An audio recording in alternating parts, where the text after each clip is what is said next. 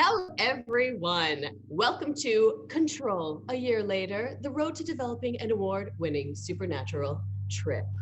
I'm Janina Gavankar. People know me, if they do, as an actor from television and movies, or games like Star Wars Battlefront 2 or Far Cry 4. And if you if you follow my tweets at all, you know that I love this game. I loved Control. Like, whatever, we'll get into it later. Okay, I can't wait to introduce you to people. First up, we have Mikael Kasurinen, the game director of Control. He has been at Remedy since the mid 2000s. He went on to work on Mad Max and Battlefield. He came back to work on Quantum Break, which I also love. He is the head honcho of Control. Next, we have Sam Lake. He's the lead writer of Control and Remedy's creative director. He created the core concept of Control together with Mikael. We have Matthew Porretta. He's the voice of Alan Wake and is also the actor behind Dr. Darling in Control. Sam's showing you other parts of Alan Wake. We also have Courtney Hope, who was Beth in, wait, what is this? Here we go. Okay, I'm doing great. I'm not a host. Great. We have Courtney Hope, who is Beth in Quantum Break, and she's also Jesse Faden, AKA the director of Control. Welcome everyone to this Zoom panel. We're doing what we can and everything is graded on a curve.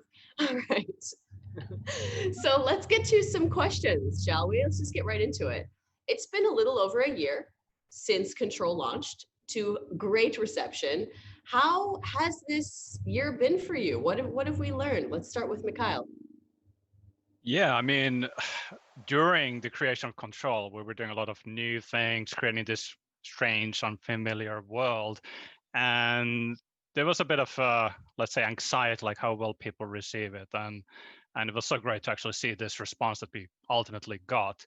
And I think the thing that we wanted to do with Control was that we kind of keep releasing content, we keep it alive. And what's really been great is that the community has been there. Like everyone's been excited about the game. Every single time we do something, they are there to join the fun and constantly finding all kinds of cool things in the game and so on. And that honestly has been the best thing for me, to see that community being so engaged by that game. Oh yeah, I mean, as a member of that community, I don't want to leave. The world of Control was in my dreams. I mean, I'm speaking for everybody who's played it. It seeps into your consciousness and you don't want to leave. So please, yes, keep giving us more. What do you think has resonated the most with the community about the game? From my end, it's what's so great is that we started off that we wanted to create this world that's kind of filled with stuff for people to find, explore, as you said, and that's really the thing that landed so well. That people keep still thinking, rightly. I'm not still sure if everybody's actually found everything yet. That they keep coming back to it and kind of trying to crack some of the mysteries that are there. And that's exactly what we wanted, and it's been great to see people seeing that aspect of the game. Well, it worked, and I can tell you because I was so obsessed with all of the parts of it. I like could not get past Philip and the fridge. I looked at that fridge tweak out so many times, just with obsessively like, no, I will make this work. So yeah, that makes sense. And I know that there's secrets and puzzles and other things that, you know, released even later in AWE that people, I mean, I heard that you guys had like a poll going on the cat ear Easter egg. Yeah. How long, first of all, explain that so people know what I'm talking about. And how long did it really take the community? I don't actually know exactly how long it took. All I know really at the end of the day that we continuously think that people will never figure this out. Like it's going to take ages for them to realize what is going on, or even realize that there's even a mystery. And every single time what happens is that, yeah, it's like 1 or 2 days later, oh, they figured it out. What? And it was actually funny, in AWE, there was actually a secret, and we also did a bet there.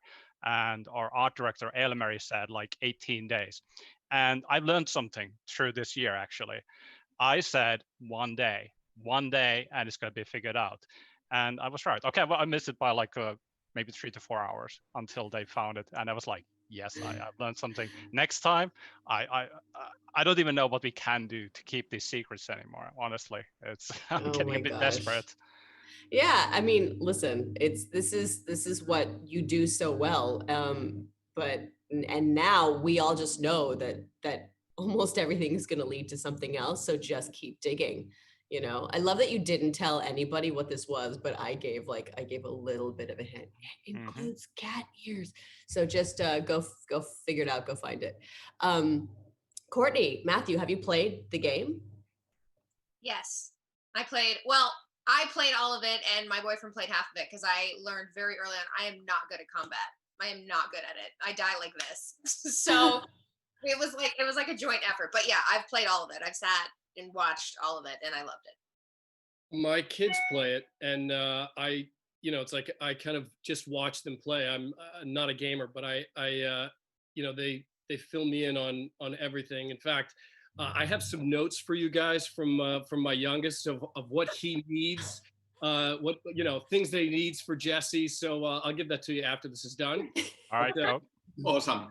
Thank you. Okay. Looking Really, forward he to did that. tell me before we started. He goes, "Listen, I won't say what he wanted, but he was like, she needs this, that." Then I'm like, okay, I'll let him know.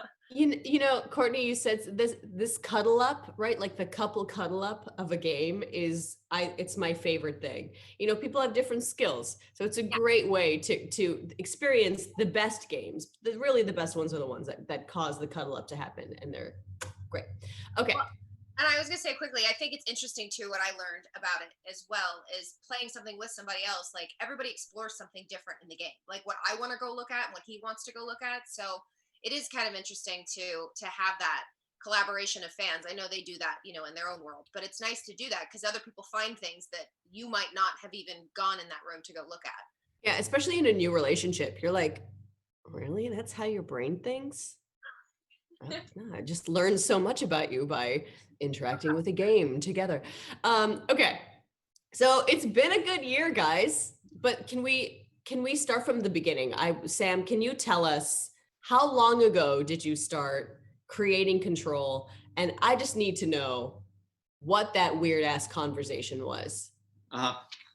Well, first of all, kind of this year, I have to say that I am still a bit nervous and worried that kind of with Control we have caused the whole 2020.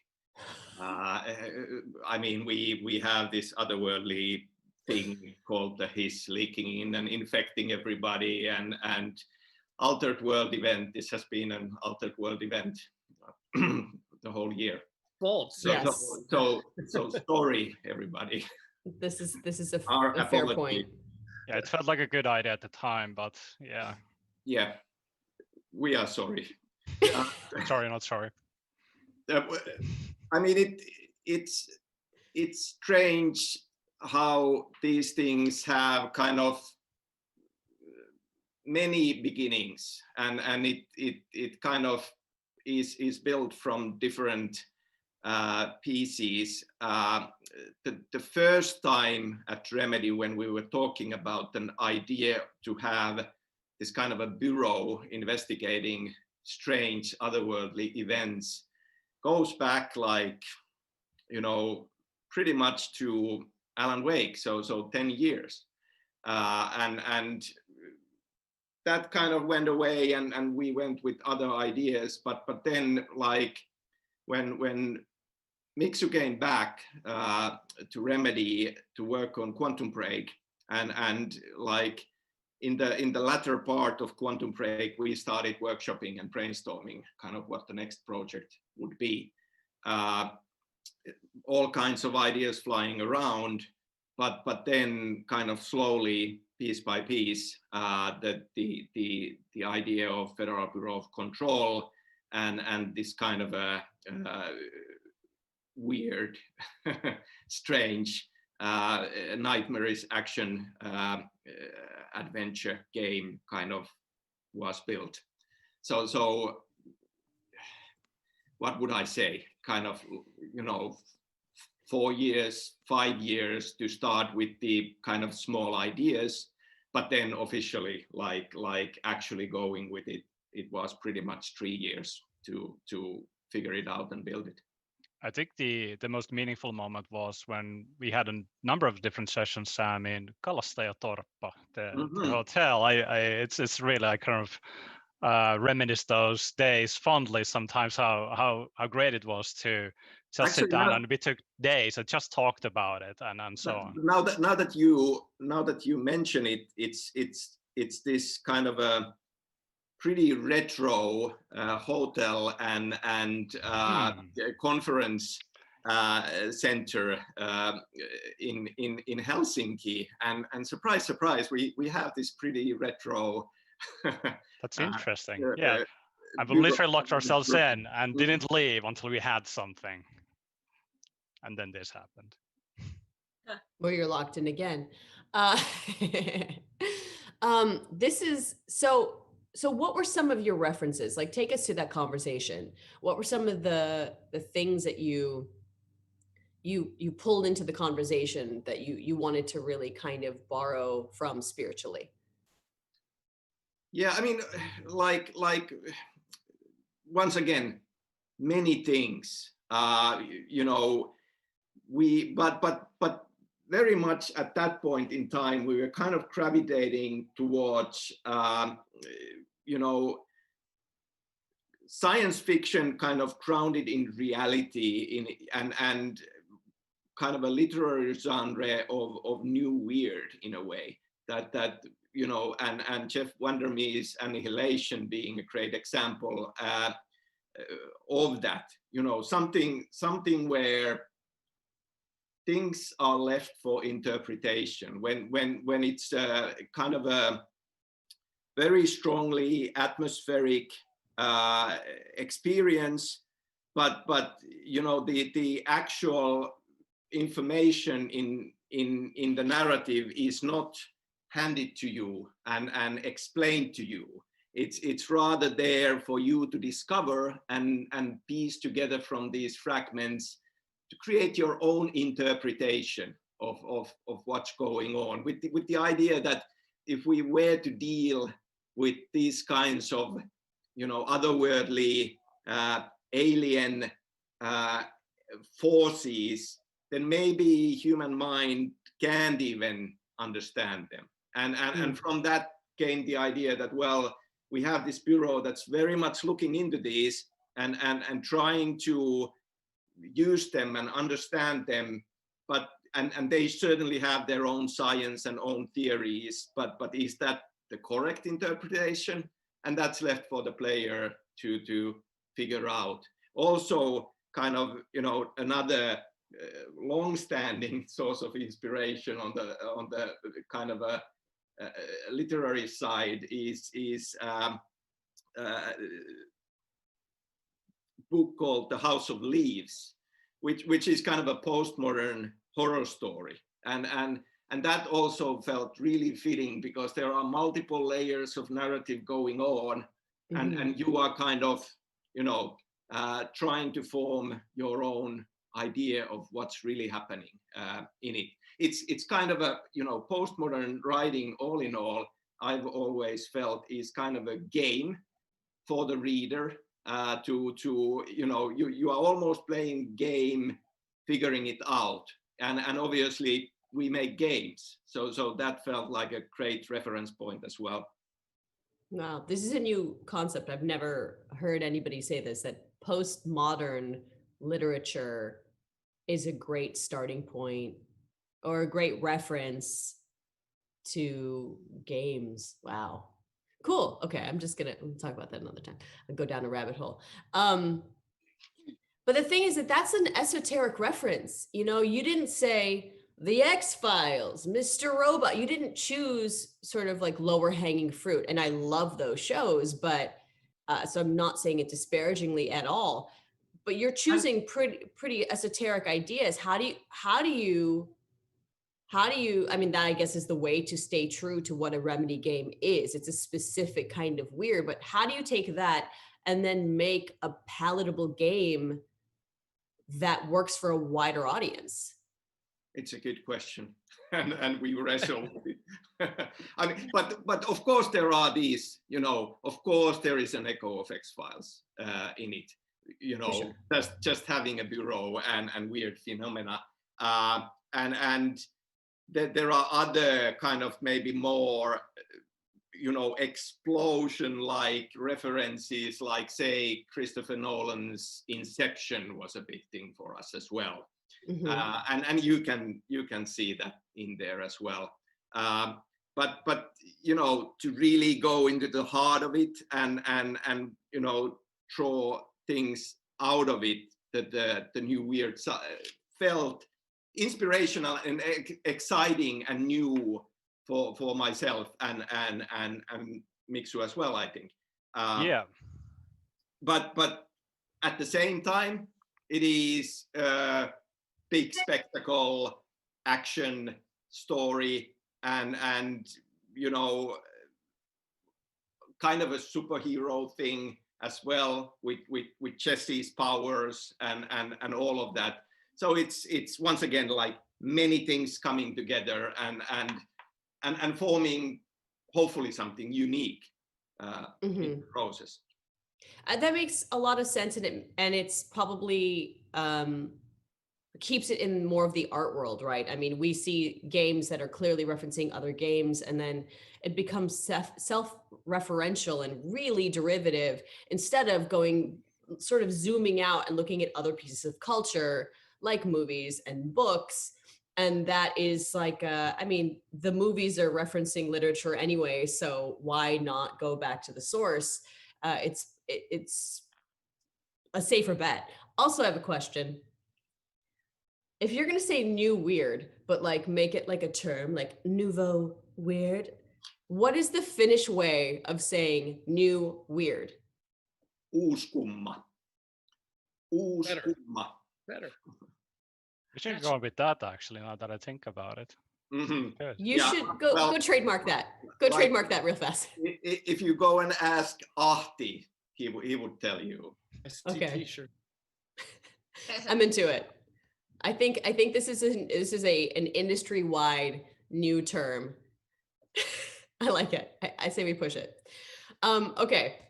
So my next thing that I just kind of want to bring up is that, you know, it's rare for anyone to build a troupe of actors, even as a filmmaker, and those who do are often auteurs, like a Wes Anderson or a Taika Waititi or a Bong Joon-ho. These people have their trusted artists and performers that become like a theater troupe for them. And that gives a certain kind of yumminess to a project. Like you get to play friends that you know and love. And Control is very much a Remedy All-Stars project. I would love to know from the actors, what does that call like? How did you get involved with Control specifically? Let's start with you, Matthew. Well, you know, I started with Alan Wake, and that was just by chance, just showing up to an audition and getting the job. And, you know, sometimes in your career, things work out, you know what I mean? And this worked out. And, you know, you meet people that are like-minded and are creative, and you just click. And everybody over at Remedy is just like that. They're very, you know, they're looking to create something different and new, and you know, it's what, you know, being an actor, that's what we want, right? So it's kind of it's like a safe place where, I mean, you know, you guys the Remedy is so brave to do that. There's so much on the line making a game, do you know what I mean? And a lot of times people will be safe, but it's like, I mean, you guys go for it, and I'm down. It's like, I'm ready to go for it too. It's like, you know, put me in my underwear and like have me have a nervous breakdown or sing. I'm like, I'm your guy. So yeah, it's been great. Really, it's just a gift, really. Courtney. Yeah, I mean, all of what Matthew just said is 100% on the nose. I mean, it was the same thing with me. For Quantum Break showed up just for an audition, and like he said, it all worked out, and it was fantastic working with everybody from Remedy, and and really creating, like Matt said, something new and something of depth. I know that for me, that was something that was really important, and I felt like the layers just kept coming, and that was something that like I personally was craving, and I love collaborating with everybody at Remedy. So when Sam had called me about Control, I mean, it was like, hey, it's Sam, and I'm like, I'm in. He's like, he didn't even say what it was. I was like, I'm in. But then when he told me what it was, I was like, oh, now I'm 100% in. Hell yeah. So, I mean, I'm definitely honored, and I've grown so much as a human being too, and I've made lifelong friends and family from working with Remedy. So I'm beyond happy. Yeah. So I'd love to talk about Jessie for a second. Mikael and Sam, you can tell me, what were the core tenets that you wanted to make sure she was built on, to make sure she was a fresh new character? Sam, do you want to start? Yeah, like you know, just briefly going to All Stars idea. I mean, when you work with somebody and you find a very talented, you know, person you can trust, it is a kind of a big deal. And what kind of when creating new characters and writing, I find it great to be able to think it through somebody I already know, and I have an idea that they could do a really good job with this character. So you know, in the case of Jessie, from pretty much from the beginning, I had Courtney in mind, and it did go back to Beth Wilder in Quantum Break, also from the perspective that it felt always in during Quantum Break that we could have done more. And then there are all kinds of production realities and scoping and all of these things. So it just felt like now we can do more with Jessie. And so that in some ways was a starting point. And then, you know, just wanted also, you know, this young woman who is very much like in a big contrast to the world that she steps into, and that was also important to have this point of view. We are following into this crazy, weird experience, and kind of we wanted to flip it so that it wouldn't be somebody who would be horrified, like and shocked as the first reaction, but somebody who actually feels at home, because that's a very kind of a surprising way into it, that instead of, you know, oh no, this is a house of horrors and I need to get out, rather have this really strong reaction of, I want to find out what this is, because it feels like I've been looking for this all my life. And that was a kind of a very much a starting point. Somebody who is excited about it, because in a game it's also very important, because we know that the players playing this game, they will be excited and they want to learn more. And then creating a character who is all about that, you know, as a starting point. So that's how Jessie was born. Yeah, I have exactly pretty much the same thing. What makes me kind of really like Jessie is that I remember, Sam, when we talked about the kind of opening sequence and she comes in and finds the old director and so on. And we talked about the line where she literally says, I am happy. Like that she has this first inkling that she starts to be in a place where she feels almost like at home, that she's what she's been looking for in a strange, weird way. And that to me belongs to, when we talk about new weird as a genre, that there's this overall feeling that there's this holistic take of the world. Yes, the world is weird, but the character is kind of a bit weird as well. And that was a huge part of Jessie. And she was ready, and she felt like she belonged. She's ready to kind of dive deeper. And that's what makes her a fantastic character. Courtney, you know, the flow for an actor working on a game can be really disjointed as you fly back and forth. And how much time did you shoot? Do you work on Control? I think it spanned over like a year and a half from flying back and forth. I remember he called me in September of 2017, I believe. And I didn't start filming until like March or something of 2018. My brain's like a calendar, so it just like zooms in. It's like, oh, that's the date. Sorry. And then we had just finished it. So I guess in total, actually 2 years, because we just filmed the last stuff for the deal. But the actual main game, I think, was like a year and a half. And so that means you're sort of clicking in and out of this character while you're also working on other projects. What are some things that you use to have you quickly drop into her, to sort of put her back on? Well, I think for me, and I say this a lot, but when I work on something, I create the memories of that human being. Not just necessarily looking at like the lines or what they're going through circumstantially. It's like the memories of my childhood and you know, the slide projector. And I mean, that stuff was so vivid to me from the beginning that every time I came back, it was like easy to just jump right back in, because I just immediately mustered up those memories and was like, oh, okay, here I am. And what the oldest house was like, and what it was like with Dylan, and not being around him, and being on the streets. I mean, stuff that was even like not written, you know, was so vivid in my mind. So it became easier for me to switch back and forth. It was kind of something I, you know, cultivated over the years because of switching back and forth. I was like, okay, what's the most efficient way? Well, create memories, you know, memories in our own mind, in the human psyche. If it's something profound to you, you're not going to forget it. And so that was something that also kind of brought up a lot of feelings. All the emotions were there too. So that was my way through at the blink of an eye. And is there one specific memory of Jessie's that takes you right in?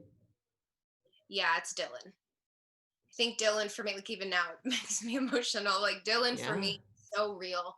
And it's so, that's my fight. That's my livelihood for continuing to stay alive and continuing to accept and embrace and eventually learn, you know, to celebrate challenge, because it's like I know at the other end of it, I just knew, you know, that he's still somewhere. And that became every fight I was ever in, whether it was you know, metaphysical or physical or emotional.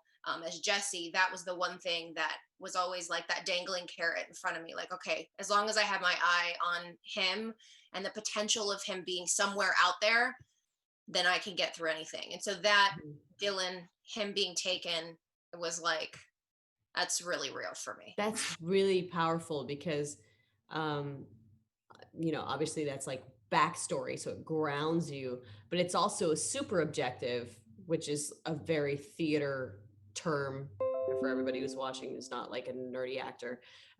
It just means that like, yeah, you have a scene and you have an objective in a scene, but for everything to work together, you have to have a super objective. It's almost like a biodome that goes over the entire thing to keep you intact. And it's really powerful that one person can be both things for you. That's pretty special. Yeah. Okay, so one of my favorite things about Remedy games is the live action elements. I really think that your studio sews together these mediums really, really well in a really special way. Just the Easter eggs in general. I don't know if anybody out there knows this, but when Quantum Break came out, I did a live reading of Time Knife, the screenplay, in my home, and it was just one of the most fun things I've ever done. You guys are a bunch of weirdos. I love it. So I would love to know Proud how the about that. idea of Darling's videos came about. Yeah, it is a good question, and because in that way, Matt's experience with this game is very different from Courtney's experience, obviously. Yeah, it must be. Because Darling essentially exists only in these videos, and that was, you know, for and there are multiple reasons. Like I just felt that I mean, you know, as said, live action. We've done that, and it's been a journey going back all the way to Max Payne, where we started doing these in-world TV shows in small televisions inside the game world. And back then it was that just, you know, still frames with kind of a radio play, because technology wouldn't allow us anything else. Then in Alan Wake, we got to the point where we could actually have live action footage in them. And you know, going forward to Alan Wake's kind of a spin-off small game, we ended up doing the cutscenes as live action. And it was a smaller project, so that made sense there. Then in Quantum Break, we just went crazy. It's a full TV show inside the game. And now in Control, we kind of scaled back from that, but we wanted to find new ways to use live action. And obviously we have all kinds of kind of experimental live action use going on. As an example, you know, when the old director Trench appears to you, that is all live action footage, but it's in layers as a blended video on top of the game footage while you are playing. And when you know, maybe these are some spoilers, but I guess it's 1 year, so no Come matter. on, guys. When you are on the trail of Ahti, you know, and he has left for his summer vacation somewhere, you have this journey and kind of this, you know, idyllic landscape starts to come in as live action footage as you walk towards him. So we have these experiments going on, but at the same time, it felt like we can do and be much more ambitious with this idea of in-game TVs or in-game screens, and let's come up with really fun and good content for those. And that felt like, well, it would be great for Darling that we have this character who is a very integral, central part of the bureau, that the main researcher. All of this crazy science is based on his work. But when we set out in the game, he's already gone. He has disappeared because of this crisis, and we don't know where he is. And all we have are these breadcrumbs of his, you know, internal educational videos, and then his more private video diaries, and kind of interleaving these, showing the public face of this guy, but then showing the private version, and building a proper arc to kind of actually have a layered, interesting character who maybe first appears almost bit of a joke and you know, bit of a showman doing his presentation, but then we start to see some cracks appear and get this deeper view into him, and that was the idea. And you know, Darling, once again going back to Remedy All Stars, Darling was custom made for Matt, like working with Matt on Alan Wake and getting to know Matt. And Alan Wake is a certain kind of a hero character as you have, but you know, knowing Matt and knowing that he can do comedy as well, really well. It just, I wanted to find these kind of both sides and put them into Darling. that there is this showman and there is this kind of a comic side to him, but then a very serious side as well. And that's Darling. It worked.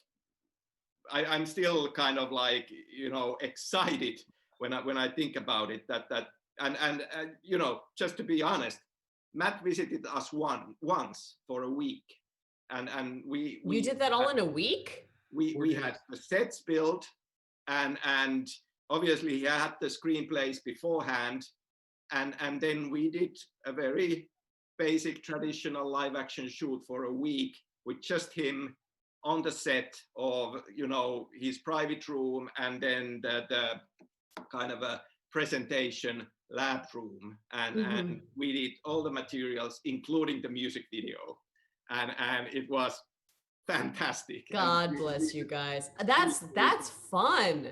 Yeah. But how much content is that? How much did you guys create? Pretty much, I think it's 40 minutes or so of content in game. Just so you know, you don't know this, but when I had a layover from, I think it was, I had a layover in Oslo, I left the script on the plane. I literally, I can't. As I got on the flight to Helsinki, I had like, you know, I got it probably like 2 days before I jumped on the plane. So I had notes and everything like that, and everything gone. Oh. So I just casually just, hey, so do you guys you have another script? You know, and it was like, oh, sure. It's like, so yeah, it's somewhere, it's floating around out there somewhere. Oh, viral marketing. Yeah, right, exactly. Yeah. So yeah, it was 4 days, and it was like being shot out of a cannon. I think, you know, you want to talk about like building a character. It really was, you know, you go with what was on the page, right? And there was a lot on the page. But everything came together through, you know, through everybody, my costumes, the sets, everything. As soon as I like, you know, I got those round glasses, I got my lab coat, you know, it's like, you know, my sweater vest and my bow ties, and you know, it just started to happen, this kind of like curious optimism of this guy. Even if he was like, you know, things were kind of falling apart, he was still curious. So I think as I was going, there was really just one line that summed Darling up for me, was that, I think it's like one of his last lines, is he's kind of like cracking up in his underwear, and he says, there's one more thing that's happening. And you know, I've been talking about like all this horrible stuff that's been happening, and the last line is something wonderful, I think. And so I was like, oh, that's who Darling is. No matter what, it's like that. There's like this optimism, and there's this beauty that he sees in the hiss. There's like, I mean, it's a great character. I mean, it's so much fun to do. And as soon as I saw that, I was like, I got this guy. I see it. I see who he is. And again, it's on the page. So thank you. Yeah, that's so interesting. Yeah, I mean, there's sort of two kinds of scientists that we normally see the other mad scientist, which is like, I don't care how I get the discovery, but I'm gonna make a discovery and make history. And this guy is like, all of this is history. All of this is new. Right. The curiosity, it's like he's like the lotus in the mud puddle, right? So that it's like, it kind of stays like Darling, you know what I mean? And there's just chaos, and like, you know, it's like, you know, he's talking about, you know, we lost some valuable members in our team, I think he says, and it's like, you know, there's going to be collateral damage, you know? Yeah. And it's all, you know, it is a great character. I mean, and again, in a weird way, when you are doing stuff at that speed, 4 days, it's like you're cranking out, you stop looking at yourself. It totally takes you out of, you know, that, where you're really just in the moment. You know, you're like doing stuff, and you can do some really good work because you're not focused. It's like you don't have time. Yeah. You know? So you're just like you're out there doing it and stuff happens. It was just to give people a perspective on how much material 40 minutes really is. Your standard network television show that you're watching is around 40 to 44 minutes, and will take about 10 days to shoot that. And the requirement of the actor, the load on the actor is so much less than what they did, because you're working with other people and you have time off when they move the cameras around. None of that happened when they were shooting this. These are locked off shots, which means they put one camera right here and he's just got to go. So this is like doing a one-man show and workshopping it and capturing it at the same time in 4 days. This is a feat for everybody involved. It's a giant the Darling Show. Yeah, it's a giant amount of work, and I think you should probably go to Broadway with it. I'm just saying, like, throwing it out there. Just like think about it. Just try it out. Go the Darling the musical. Yeah. Yes, I'm into it. Can you give me, Matthew? Can you give me the difference between the voices, Darling and Alan? Well, Darling is more. There's an optimism, a youthful quality. And there is just there's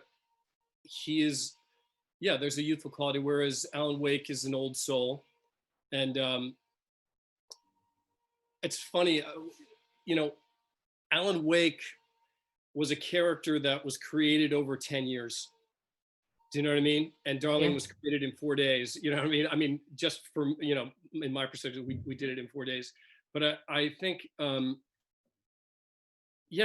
Wake, I didn't know anything about video games when this started, like nothing. I didn't know. And so it just kind of, it evolved. I mean, Alan Wake is more down here, where Darling speaks like I speak. Because he was written for you. Yeah. And it was wonderful now, like, for the second DLC, AWE DLC, to come back to Alan Wake's character with Matt. I mean, because of the COVID situation, it was really interesting. Like, Matt was in New York, myself and other Remedy people in Finland, our performance director Hannah Price was in the UK, and the audio technician was from Side LA in Los Angeles, and then a couple of days of shooting all the Alan Wake voice materials for AWE. So strange times, but we got everything that we needed, and these days, even after a long break, going back to Alan Wake with Matt, it's like, and it's on. It's funny. It's like a long weekend, right? You just kind of like, we had just like a weekend off, then back. We're like, oh yeah, right. Okay. I remember this guy. Let's do this. Yeah. It's kind of what Courtney was saying. It's like you have something that you can grab onto, and it drops you right back in. Yeah. And you did just mention, there's a connection in this Remedy connected universe. Can you tell us more about that? For us Remedy heads? Who'd you said no? No. I mean, yeah, like it's been our dream for a long time, and this idea has been bouncing around, and we've been biting our tongues not to say anything, beforehand. Going into Control, we didn't want to say anything, although it was, of course, clear to us that it is in the same world. We wanted to hide this fact, and obviously in Control, going around, you can find the bureau documents that kind of ease the bureau's investigation into Bright Falls events in 2010, and even at that point we really didn't want to say anything other than then we started talking about the second DLC, AWE, and even in the kind of the image for that we have this silhouette of a man in a forest with a flashlight, which is pretty clear then. And this now for us was kind of the first baby step, I would say, into Remedy Connected Universe, kind of a first crossover event. And you know, obviously it's a DLC, so it's not a huge game or anything, but you have to start from somewhere. And now kind of we brought in Alan Wake and Alan Wake elements, you know, to visit. To visit, I like that. For a visit in the bureau and in control. And well, this is the first step. And we are not ready to kind of really talk about anything specific that we are working on. Obviously, we are working. Oh, but you are working on something. It sounds as though you might be working on some kind of connection between the two. Well, like the game that we are working on is set in this same universe. That much we can say. And we have big plans, and we are very excited. And you need to stop us now before we say anything more. Okay, I'm going to stop you there. But it's just very exciting to hear that you're thinking about it. And it makes sense because, you know, you were talking about a bureau 10 years ago.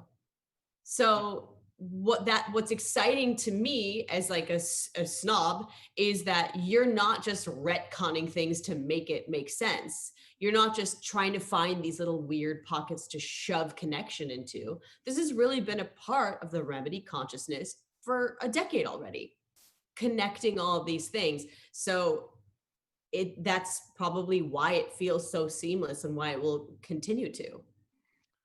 Having said that, what I think is really important to us is that there is this sense of stylistic and tonal clarity between the different games that we create. When you look at Control and when you look at Alan Wake and so on, you can kind of see and sense that there's a different kind of approach to how the experience comes across to the player. Like there's a certain kind of lens that we use as we look through the kind of content of the world. And that was the kind of angle that we took with AWE as well, that we wanted to kind of peek into the world of Alan Wake through the Controls lens, basically. And that's how we set up a lot of things up. So it's important to us that there's this like sense of a clear distinction between the different kind of games that we create, but still there's this connecting tissue that makes them bigger than the sum of their parts. So that's really exciting, and that's something that I think, well, as Sam said, we can't talk more at this point. Well, like as a tiny thing, like to echo Miksu, the kind of how we see it is that every game we create, we want it to be first and foremost a great experience on its own. But then the idea of Remedy Connected Universe is there to give it depth and kind of create this ongoing narrative. While you can experience this one thing on its own, there are still interesting links and connections and kind of a deeper layer in this that for our fans, you know, who want to experience the universe will get all of that, while, you know, everybody who comes for just one game will still get a great experience on its own. Yeah. Well, I mean, oh God, whatever. Yes, great. We like it. We're running out of time, so I don't want to talk too much about my own opinions. But they're all just positive. Okay, so I do have to kind of ask, this is a silly question, but if you could have one ability from Control, which one would it be and why? Courtney, go. I say this all the time, but I say levitate, and it's only because I have always wanted to fly. I always thought it was something cool. I used to be really afraid of heights, and then I learned I was afraid of the fall, not being up high. Yeah. So I figured there's this, I don't know, something really cool about, I don't know. We're running out of time. That's what I would do. I would love to. Yes. Okay, Matthew. Telekinesis, I guess, or maybe pick up a car and throw it. I think that's kind of fun. You can pick stuff up and All right. You know, in a traffic jam. Yeah, right. LA traffic. Gently. Gently. Sam, how about you? I would choose coffee. No, wait, that wasn't the power. Yeah. I will go with levitate as well. I think it would be wonderful. Gosh, and Mikael? Yeah, I think there's an ability that people don't even realize necessarily it's an ability, but there's this thing called the hotline that allows Jesse to commune with things in the beyond. That would be kind of cool to be able to do that. Have a chat with Trench, maybe. Oh man. Of course you chose hotline. Oh my God. Of course. Yeah, it's definitely now. Yeah, it's a good one. Okay, so a year later, guys, what is the most surprising thing from all of this? Mikael? The most surprising thing. I hate to be boring, but it's.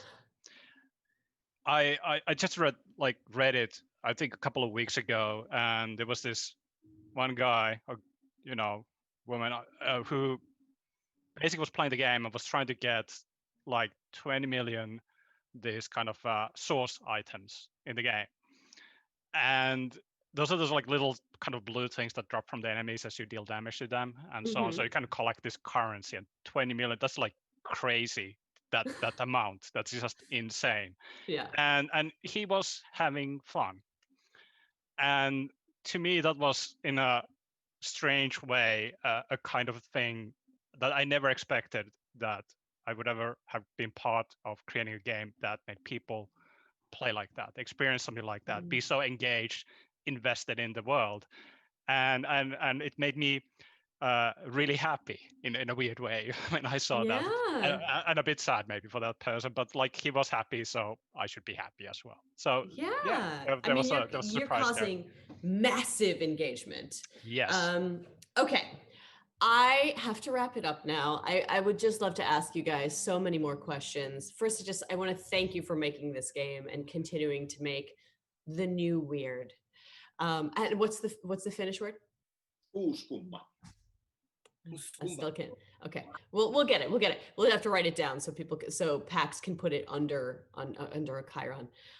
Speaking of, thank you PAX for having us, and thanks Remedy for calling me to come play. Seriously, you guys make some of the most exciting games. You're one of the most exciting studios in the entire games industry, and I know I speak for everyone when I say please give us more. And that's it. That's the end of the panel. Thank you everyone for tuning in, and let's do this again next year. Okay. Sounds good. Yeah. Thanks guys. Thank you.